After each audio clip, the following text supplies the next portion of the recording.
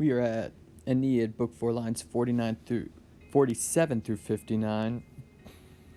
And right now, Anna's talking to Dido about her feelings for Aeneas. The qualm here is going with the urbim as well as the honk. So Anna says, sister. Quam urbim. What city?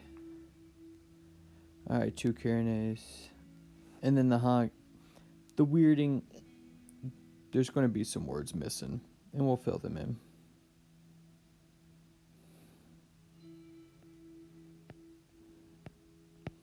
What city do you see? Honk is this. And I just put in the as. Because what this city do you see? In the Carenes' future, and it's almost as like, do you foresee this city becoming? The quiet is going with the regna.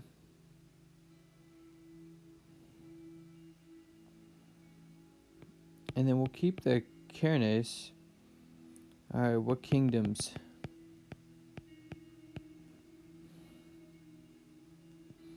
Do you see? Surgray, rise. And if you want to put the Surgray with the urbem, you can, and just combine them. And then ablative of cause, or ablative of origin. More ablative of cause with conjugio tali from such a marriage.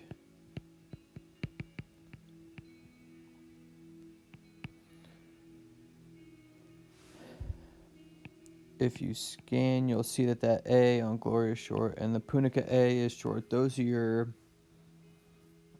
nominatives. This quantis, though, is going with the rebus. And to what great? In rebus, you get a situation. I'm going to say heights. But, with rebus, there can be a lot of different things in there. Alright, to what great heights? Atollid is going to be future. Will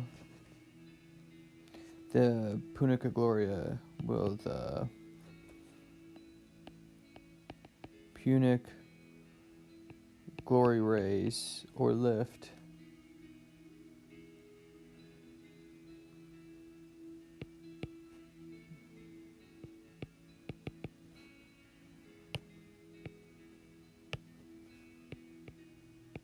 Say itself.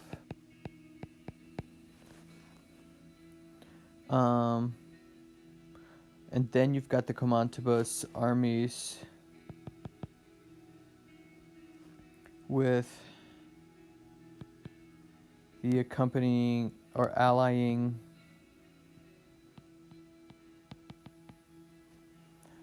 arms tucrum, which is a syncopated form of tucorum of the Trojans. So Anna, you can just see with the language, with the quam and then the quai and the quantis, she's really excited about the potential of the kingdom. And I don't know if this is being so much selfish, but if you recall on the previous one, she appealed to three different characteristics, ideas of Dido, and I think the reason she is so excited about the city is, of all the things that could actually convince Dido to move on from her deceased husband, is the idea of duty to your city.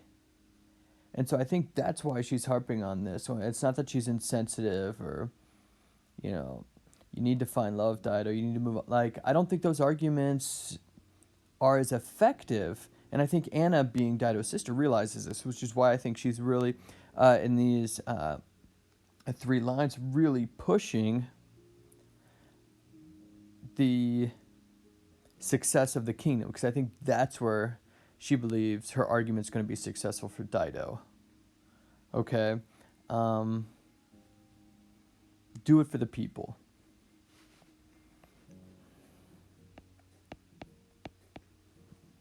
Only, and that's going to be the motto.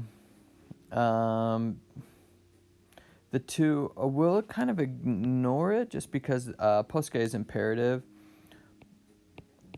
Only ask the deos, the gods, for a pardon.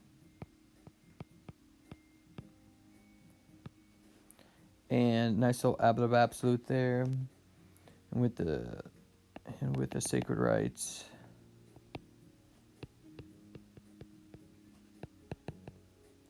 Whoa, combining the INT into one letter.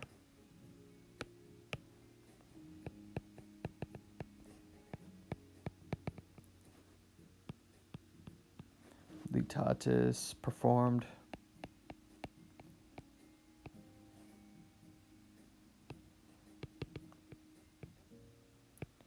Indulge in hospitality.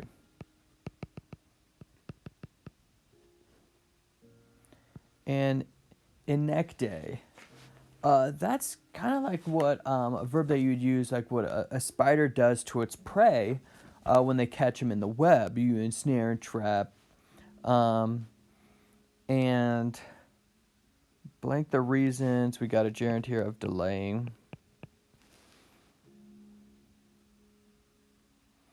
I'm going to go scheme. But scheme may have a little bit of a negative connotation to it. You know, she's trying to win him over, so she's plotting to do things nice to make him feel good. That's not necessarily a bad thing. And scheme the reasons.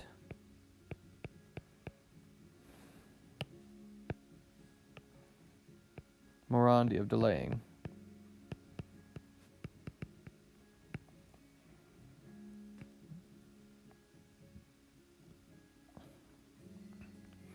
All right, do while the EMs, while the winter, Dice it rages, Pelago on the sea. And we're missing some things, and Orion is watery, probably rainy. Orion being the sky. And the ships probably need a sunt in there, so let's go with an est. A sunt because rates is plural. And then another est. And the ships, you could either say are broken or have been broken. Depends on how you're taking the quasitive. If you're taking it as a participle or as a perfect passive verb.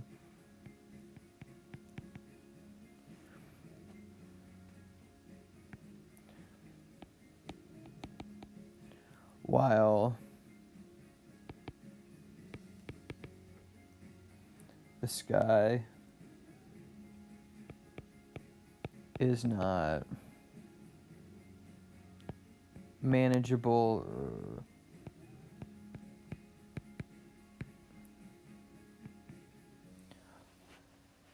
All right, so then Anna puts a little extra thought in there. Hey, we'll pray to the gods. We'll be all right.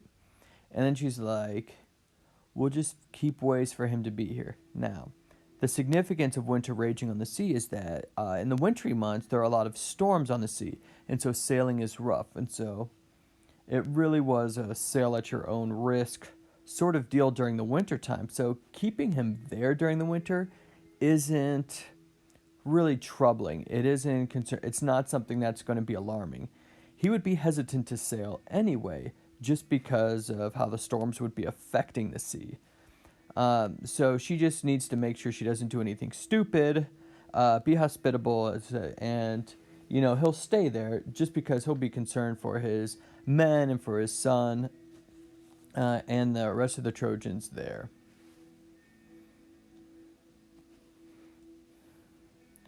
He sware beast, another apple of absolute with these things.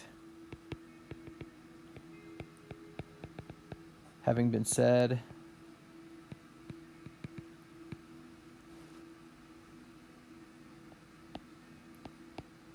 she being Anna inflamed, the animum, the spirit, the mind. Alright. With an impenso amore. With unthinkable love.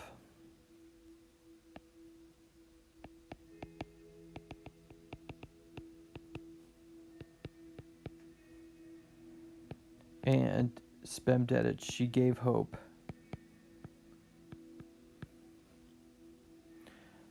Dubiamenti is going together to a doubtful mind.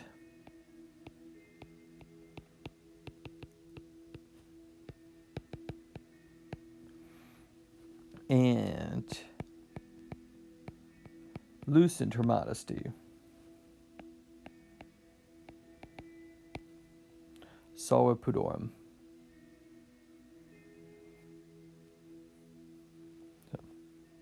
Principio at first, ad end.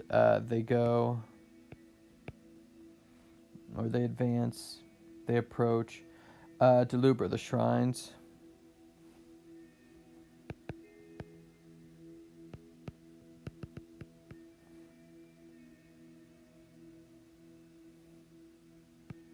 And separate that. There's an next verb and next and seek peace. Per aras through the altars.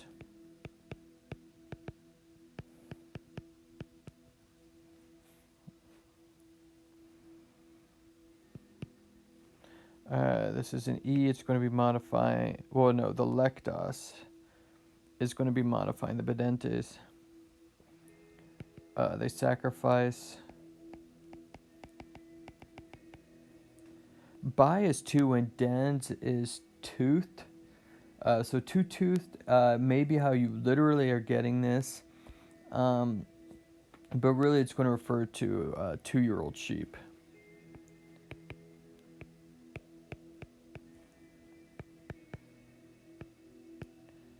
Alright, then the perfect passive participle lectos. Chosen from custom.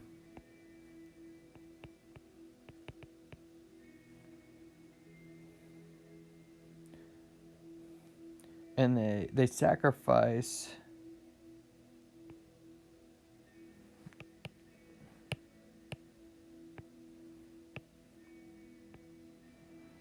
Alright, they sacrificed it to Lege Feri. This is law, and Fera Feri to Elatus, lawbringer. Alright, to law bringing series.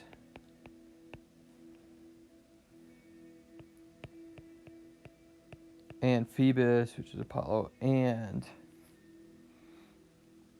Leon is another way of saying Bacchus.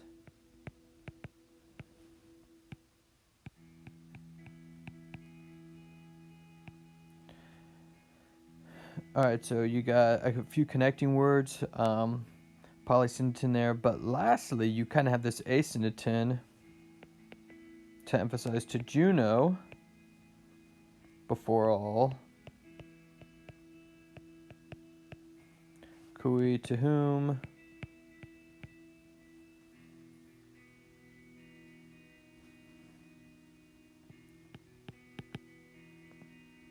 and we'll add a center to whom, the Winkla Eugalia, the marital bonds or chains are a concern.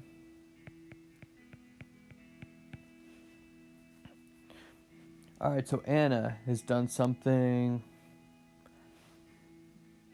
brilliant here in the sense of she was able to, like, to me at least, she was able to recognize what arguments were working And it's not like she's being selfish. She cares for her sister. She does. And so you take care of the people, and then the religion was the second thing. And so once she convinces her that she needs to take care of her people with this alliance and that she can take care of these people, she's like, let's go pray and sacrifice and make it right with the gods, so they'll be on our side.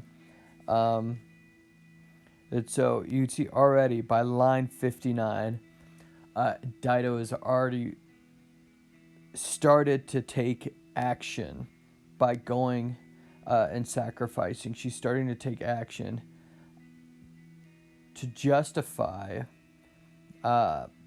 this crush that she has on Aeneas.